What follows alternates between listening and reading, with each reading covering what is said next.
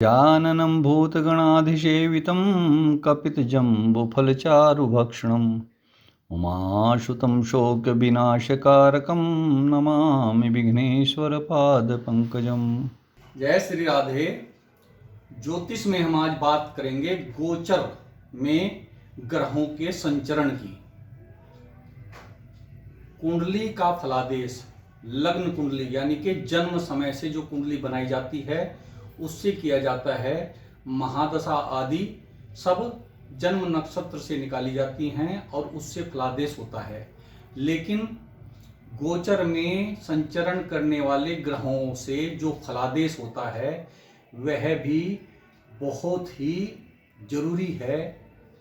फलादेश और जीवन में क्या अभी चलेगा उस पर वो ग्रह प्रभाव डालता है। आइए आज बात करते हैं सूर्य ग्रह के संचरण की, यानी कि गोचर में सूर्य ग्रह जब किसी व्यक्ति की जन्म राशि से किस भाव में है उसका क्या परिणाम होगा। यहां आपकी राशि है, जैसे यह एक मेष राशि है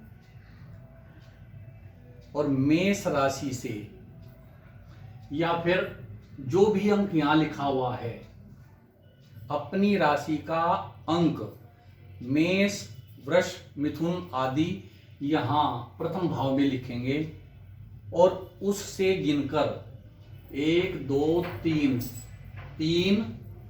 6, 10 और 11 इन 4 भावों में अगर सूर्य है, सूर्य यहां है या फिर यहां है या फिर 10वें भाव में है या फिर 11वें भाव में है, तो उस राशि से अगर सूर्य तीसरे भाव में हो या फिर छठे भाव में हो या 10वें भाव में हो या फिर 11वें भाव में हो तो शुभ होता है। आप अपनी कुंडली में देखना कि गोचर में सूर्य लगभग 1 महीने तक रहता है तो वह 3, 6, 10 और 11 में शुभ परिणाम देगा। अब क्या शुभ परिणाम देगा? यहां पर पराक्रम बढ़ाएगा, भाई से सहयोग कराएगा और धन देगा, मान प्रतिष्ठा देगा। तीसरे भाव में मान प्रतिष्ठा, धन और पराक्रम देने वाला है और छठे भाव में यह नौकरी का भाव है। यहां पर नौकरी में तरक्की देगा या फिर किसी की नौकरी नहीं है, जॉब नहीं है तो उसे जॉब दिलाएगा। और यहां अगर कोई भी उसका शत्रु है तो शत्रु नाश करेगा। सूर्य अगर छठे भाव में है, राशि से छठे भाव में है और गोचर में, कुंडली में नहीं गोचर में, तो वह शत्रु नाश करेगा, आय में वृद्धि करेगा, प्रमोशन करेगा और रोग से दूर रखेगा। यह रोग का भी भाव है तो रोग से दूर रखेगा।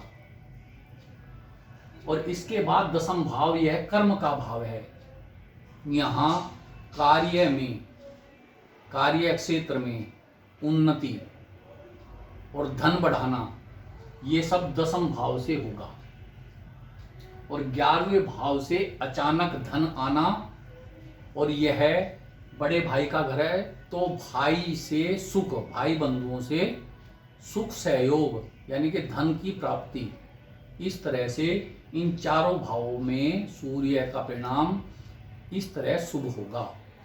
और इसके अलावा जो भाव 2, 4, 5, 7 और 8 और यहाँ 9 और 12 यानी कि यह भाग्य भाव है तो भाग्य में बाधा, यहाँ खर्च अधिक, और यह 7वां भाव साझेदार का है तो यहाँ साझेदार धोखा कर सकता है और व्यवसाय आदि में नुकसान हो सकता है, सावधानी रखें।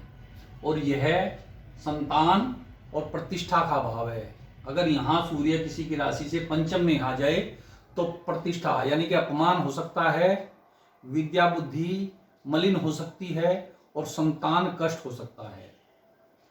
और दूसरे भाव में धन खर्च अधिक होगा, यानी कि जितनी आय है उससे अधिक खर्च होगा।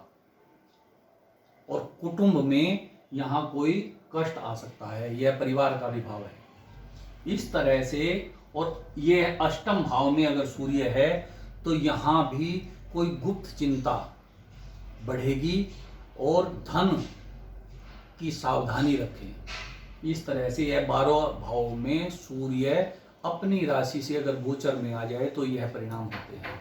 जय श्री राधे।